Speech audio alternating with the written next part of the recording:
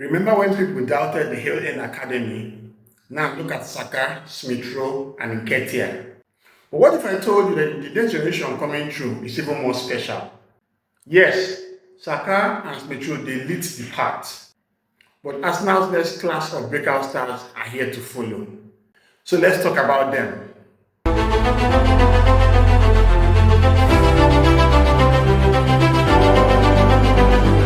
These stars once walked through the halls of Hale End Academy. Today, they are going to be part of people that are going to lead Arsenal's charge for the Premier League title, our first Premier League title in 22 years. The new wave is coming, people, and they are hungry. They've trained at Hale End, they've caught Arteta's attention, and now Arsenal's next crop of superstars are set to rise in the 25-26 season. Hale End has become a symbol of trust in youth. Arsenal are not just living on past glories, but they're actually investing heavily for the future. Now, see the legacy that has been placed in the club. You have the likes of Jack Wilshere, who was one of the best youngsters to emerge from Arsenal. We all remember how he bossed Xavi and Iniesta when Arsenal played Barcelona in the Champions League, and how he was set to have an amazing future with the club. In his breakout season for Arsenal, he won the Young Player of the Year, and it was well deserved. There was no player that was as close as Wilshere in his age bracket that season. Despite being so young, he was thrust into the deep end by Arsene Wenger, and he repaid that feat in the manager placed on him. Wilshere went on to play 197 games for Arsenal, scoring 14 goals, and was also a regular in the English national team, making 34 apps for the Three Lions. Obviously, he had an injury-ridden career. After he left Arsenal, Wilshere played his trade at AFC Bournemouth, West Ham, then had his stint in the Danish Superliga at AGF before calling it a day. But he still stayed true to the Gunners, being the under-18s coach for a considerable chunk of time before he left the club. So after spending a considerable chunk of time being Arsenal's under-18 coach, Wilshere left to Norwich City in October 2024 to become a first-team coach in the club. This has also helped him to continue to, further his coaching career in a first-team environment, and we're very certain that in the near future, Wilshere will manage the football club. Following Wilshere's footsteps in 2020 was a certain Bukayo Saka. The Arsenal youth team coach Trevor Bumstead said that Saka always stood out in the younger teams. He was a fantastic decision maker. He knew when to beat people, knew when to pass, and he had physical brilliant attributes and a good character and personality.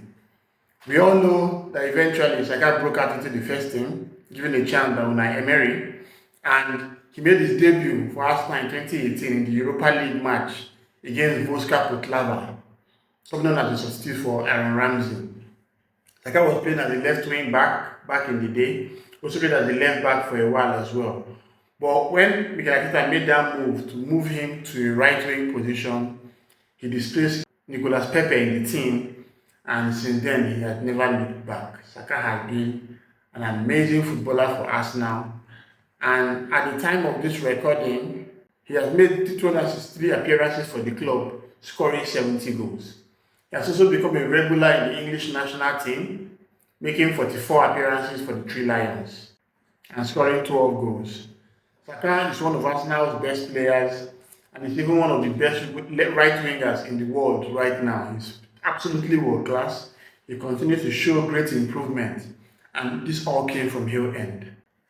Then, of course, there was Emile Smith Rowe, our own Croydon Kevin De Bruyne, who had 2 good loan spells at Leipzig and Huddersfield Town before coming back into the Arsenal first team to actually have his breakout. 21-22 season remains a very big one for Smith Rowe, where he scored 11 goals for Arsenal, played regularly on the left wing, donned the number 10 jersey with such pride, and of course, we all know how his career panned out. Suffered a lot of injury problems, but eventually he was sold to Fulham for a good amount of money as well. And he has actually done very well for himself with the Cottagers. Then there was the goal scoring machine, Nketiah, who in 2016 he scored 15 goals in 16 games for the under-18s, and also scored 12 goals in 22 games for the under-23s. Nketiah was eventually called up by Arsene Wenger in 2017 and he made his Arsenal debut in the Europa League game against Bate Borisov. Nketiah went on to make 168 appearances for Arsenal, scoring 38 goals, but obviously he was never a first-team regular. He was a player that was always a backup to the lead striker, either it was to Aubameyang or to Lacazette, but eventually he got a run out on his own and he did so well before leaving to Crystal Palace, where he has also been contending with Jean-Philippe Mateta for the starting bet as a number 9. These are the guys that have kept the legacy of the Hale End Academy. They don't pave the way for Arsenal's youngsters to follow. So who are the standout talents that are coming through right now in Arsenal's Hale End Academy? You can't look no further than the flagship, it's Nwaneri, who remained the youngest debutant in the Premier League. When Arsenal played Brentford in 2023 season, Nwaneri came on as a sub as a 15-year-old, and that talent has been there. Nwaneri is very elegant, Nwaneri is intelligent, Nwaneri is versatile, Nwaneri is technical. Like, he's a proper baller, in every sense of the word.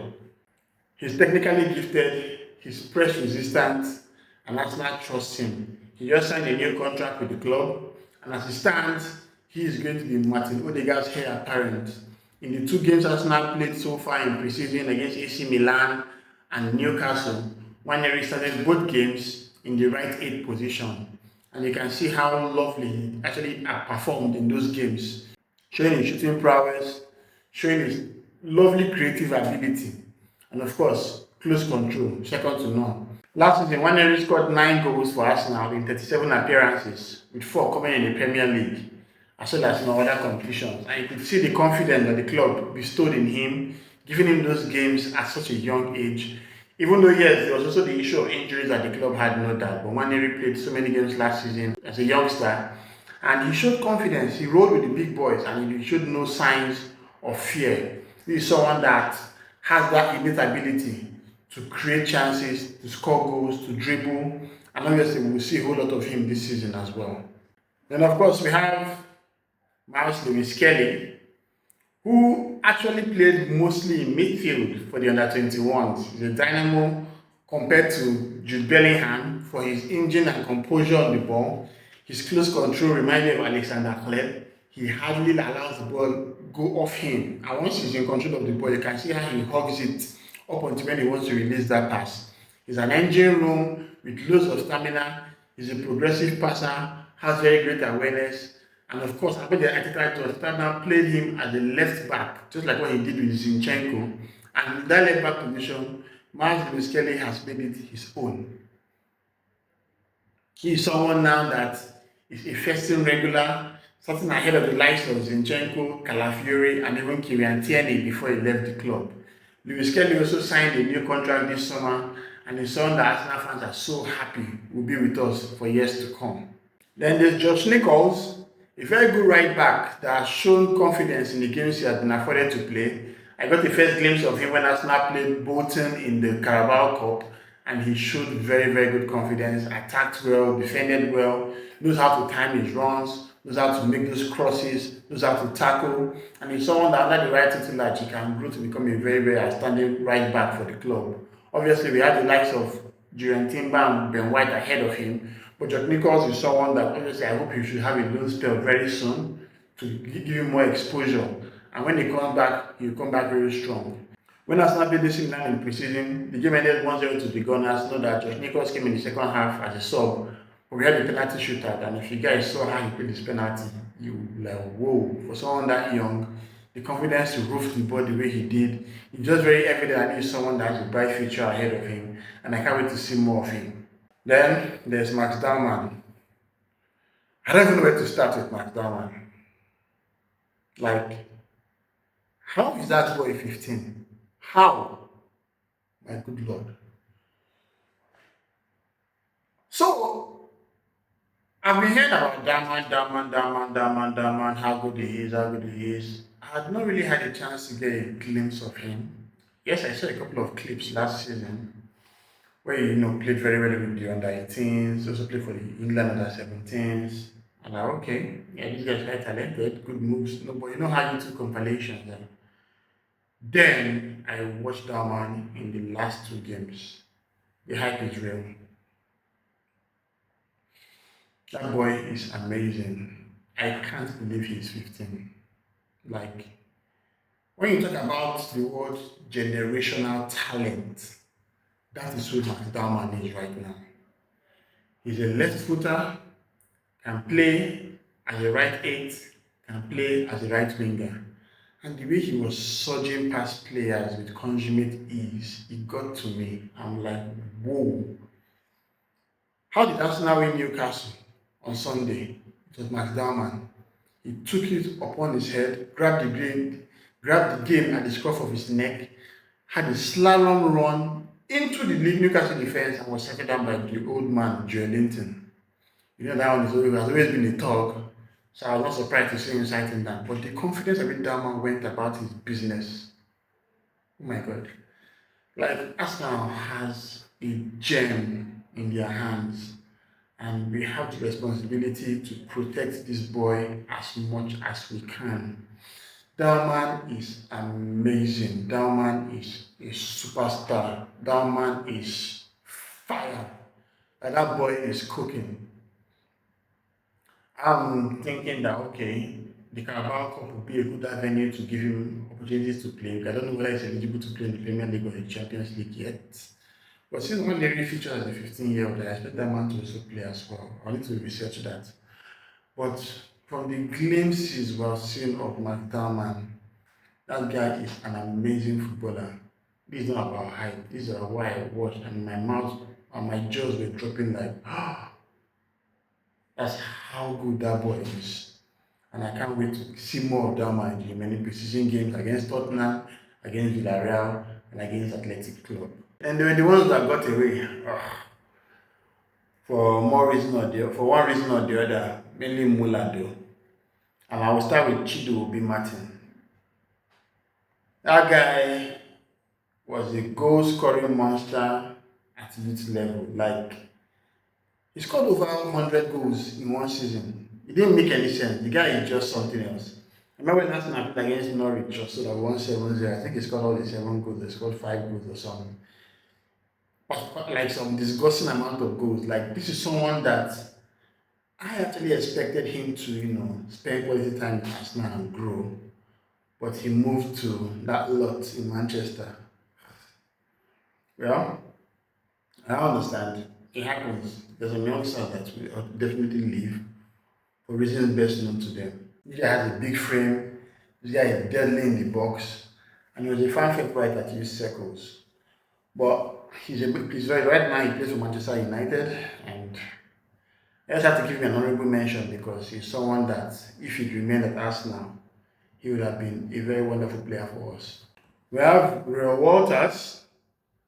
He had a very versatile centre back, right back, showed great composure, very strong and physical, and was close to breaking through. Remember when Arsenal played Nuremberg in the preseason, I think last season or 2 seasons ago?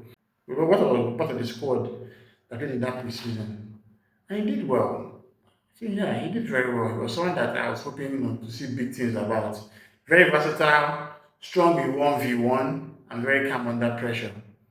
But right now he's playing his truth at Luton Town. I guess he could not break out. Then there was Amario Koziaduberi. Koziaduberi was someone that was heavily compared to Bukayo Saka. Very fast, very, very creative, very good in dribbling, very skillful, and even managed to make 5 appearances for the club. But he wanted to leave for first team football, and he moved to Brighton Hove and Albion.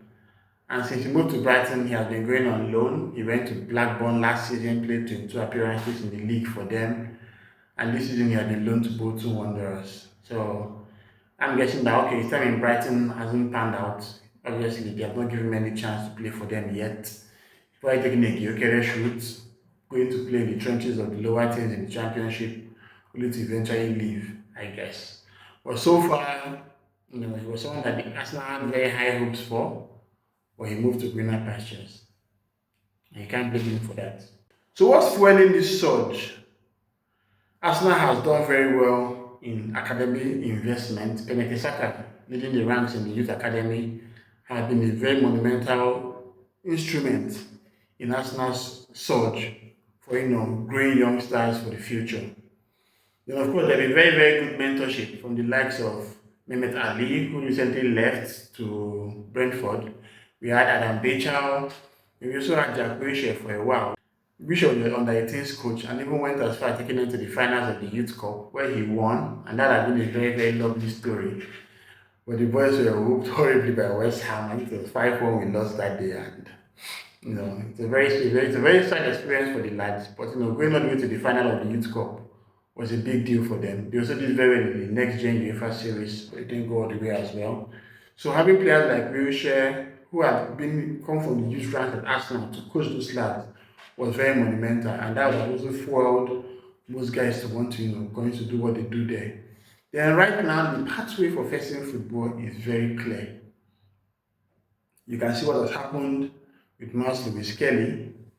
That the left back slot was occupied by the likes of Kieran Tierney, Alexander Zinchenko, and even Arsenal's latest recruit last season, Bukayo Saka. But Lewis-Skelly had an opportunity, grabbed the ball by his horn, and he made it his.